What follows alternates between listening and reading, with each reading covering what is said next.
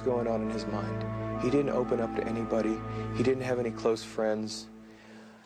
And he had really slipped away from his social life the older we got in high school. At the school near Bath, Ohio, Jeffrey remained an alcoholic outcast. His behavior was the subject of mockery from other students. I don't think he connected, he didn't engage with people. So if you don't engage with people, then you, give and take of conversation and feelings, then you end up internalizing a lot. You fantasize a lot. And then the next step is to think that some of those fantasies may be real. A step Jeff was ready to make. He would kill his first victim just after high school graduation. For Jeffrey Dahmer, the summer of 1978 started with high school graduation. It would be downhill from there. His parents, after years of open and bitter fighting, divorced. Jeffrey's father, Lionel, moved out of the family house in Bath, Ohio, and into this nearby motel. Unbeknownst to Lionel, Jeff's mother took younger brother David and moved to Wisconsin. Jeffrey found himself home alone. Jeffrey was 18, and like most teens his age, he had active sexual fantasies.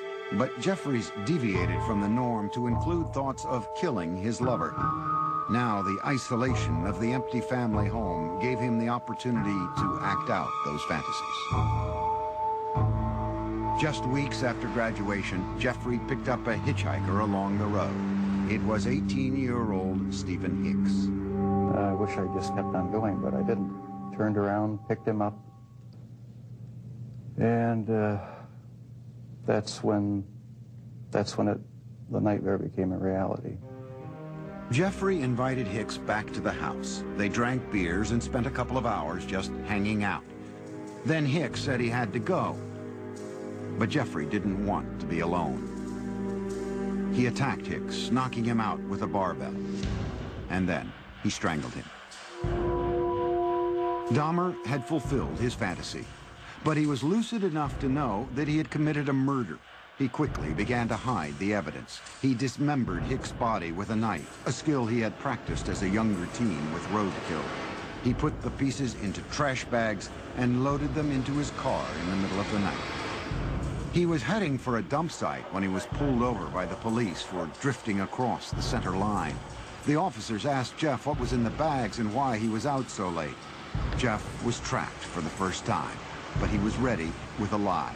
He coolly told the cops he was troubled by his parents' divorce and couldn't sleep, so he thought a trip to the dump would take his mind off things. The police let him go with a ticket. Jeff returned home, racked with guilt over the murder. He stashed the bones of Stephen Hicks under the house for 2 weeks. Then he smashed them to bits with a sledgehammer. Behind the house, Jeff spun in a circle, tossing the fragments among the leaves and brush. In August, Jeffrey's father stopped by the house. I said, "Where is your mother? Where's Dave?" And he said, "They're gone." I said, "Well, what do you mean? They're gone, they've left." Jeff's father moved back into the house. He encouraged Jeff to find a job. But Jeff wasn't interested.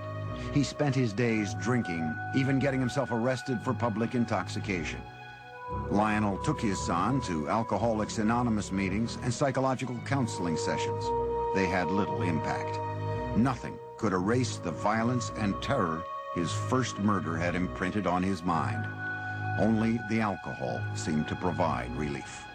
By the end of the summer, Jeff was still jobless, so Lionel suggested an alternative, college. He enrolled Jeff at Ohio State. But Jeff spent the entire first quarter in a drunken stupor, selling his blood to plasma centers and spending the money on beer. Predictably, Dahmer flunked out and returned home. I said, "Jeff, the doors are closing. I think perhaps that the armed services might be something that you need." Like all the other choices that had been made for him, Jeff passively went along with his enlistment. After his basic training was complete, he left for an army hospital in San Antonio, Texas, where he was given specialized instruction as a field medic. There, Dahmer learned more about human anatomy. For one of the first times in his life, he was excited about what he was doing, responding to instruction and discipline. After 6 months in the Army, his sluggish body had become lean and strong. Normally shy and reclusive, Jeff became outgoing, even smiling. But the mood swing was temporary. The Army sent him for a tour of duty in Germany, and there, once again, Jeff emptied bottle after bottle. His superiors noticed and gave Dahmer an early discharge.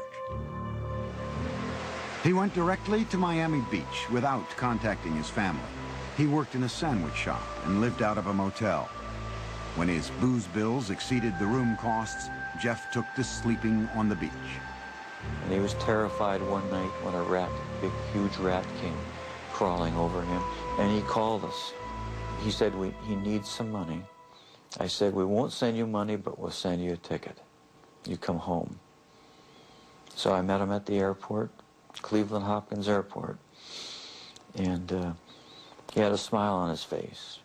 But as I got closer, it wasn't a smile of happiness, it was a smile of inebriation. Lionel tried for a year to help his alcoholic son, to no avail. Jeff was sent to stay with his father's mother near Milwaukee.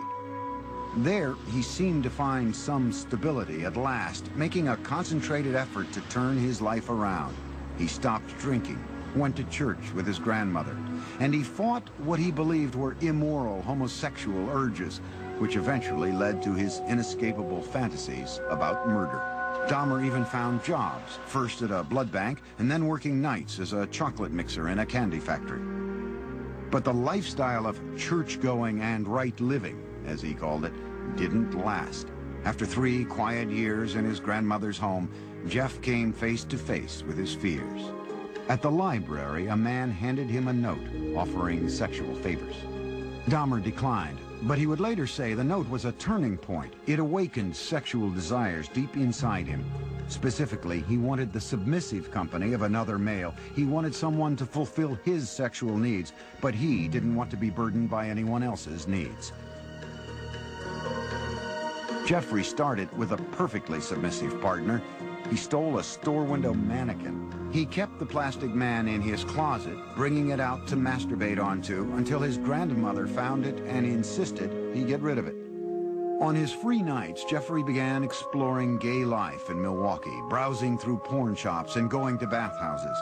The bath clubs catered mostly to men seeking anonymous sex. To make his partners there submissive, Jeffrey gave them drinks laced with sleeping pills.